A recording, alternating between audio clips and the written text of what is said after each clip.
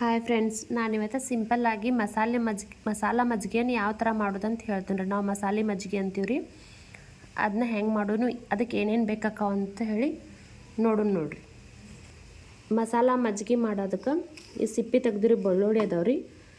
ಒಗ್ಗರ್ನಿಗೆ ಸಾಸ್ವೆ, ಜೀರಿಗೆ, ಅಜ್ವಾನ, ಒಂದೆರಡು ಹಸಿಮೆಣ್ಸಿಕಾಯಿ, ಇದು ರುಚಿಗೆ ತಕ್ಕಷ್ಟು ಉಪ್ಪು ರೀ, ಸಕ್ಕರೆ, ಕರಿಬೇವು, ಅರಿಶಿನ ಪೌಡ್ರಿ, ಅರಿಶಿನ ಪುಡಿ ರೀ.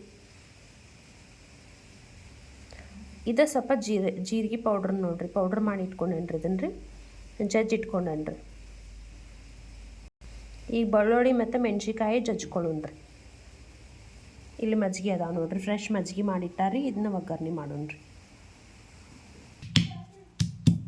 ಈಗ ಮೆಣಸಿಕಾಯಿ ಜಜ್ಕೋಬೇಕು ನೋಡ್ರಿ. ಇದನ್ನು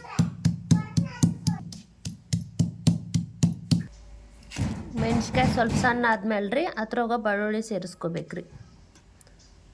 ಬೆಳ್ಳುಳ್ಳಿ ಸೇರಿಸ್ಕೊಂಡ್ರಿ ಒಂದು ಸ್ವಲ್ಪ ದಪ್ಪಂಗೆ ಜಜ್ಕೊಂಡ್ಬಿಡೋದು ನೋಡ್ರಿ.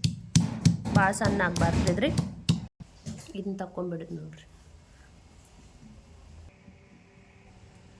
ಮಸಾಲೆ ಮಜ್ಜಿಗೆ ಮಾಡೋದಕ್ಕೆ ಈಗ ಒಗ್ಗರ್ನಿಗೆ ಸ್ವಲ್ಪ ಎಣ್ಣೆ ಹಾಕೊಳ್ಳೋಣ್ರಿ. ಸಾಸ್ಮಿ ಹಾಕೋರಿ, ಜೀರಿಗೆ ಸ್ವಲ್ಪ ಹಾಕೋರಿ, ಕರಿಬೇವು ಸ್ವಲ್ಪ ಹಾಕೋರಿ ರೀ, ಅಜ್ವಾನ ಸ್ವಲ್ಪ ಹಾಕೋರಿ. ಈಗ ಸ್ವಲ್ಪ ಹಸಿಮೆಣ್ಸಿಕಾಯಿ ಬೆಳ್ಳುಳ್ಳಿ ಕುಟ್ಟಿಟ್ಟವ್ರಲ್ಲ ಅದನ್ನು ಹಾಕೋರಿ.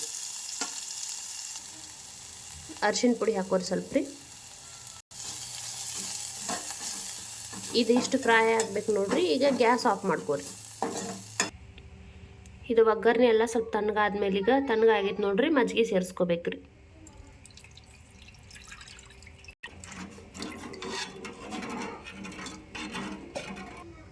ಈಗ ಅದು ಸಣ್ಣ ಮಾಡಿ ಇಟ್ಕೊಂಡಿದ್ದ ಜೀರಾ ಪೌಡ್ರ್ ಹಾಕ್ಬೇಕು ನೋಡ್ರಿ.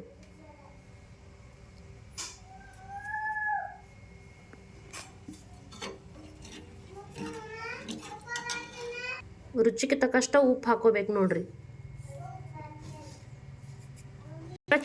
ಸ್ವಲ್ಪ ಚಾ ಹಾಕೋ ಸಕ್ಕರೆ ಹಾಕ್ಬೇಕು ನೋಡ್ರಿ. ಸ್ವಲ್ಪ ಟೇಸ್ಟ್ಗೆ ಅಂತ ಹೇಳಿ ಸಕ್ಕರೆ ಹಾಕೋತೀವ್ರಿ ನಾವು ರೀ.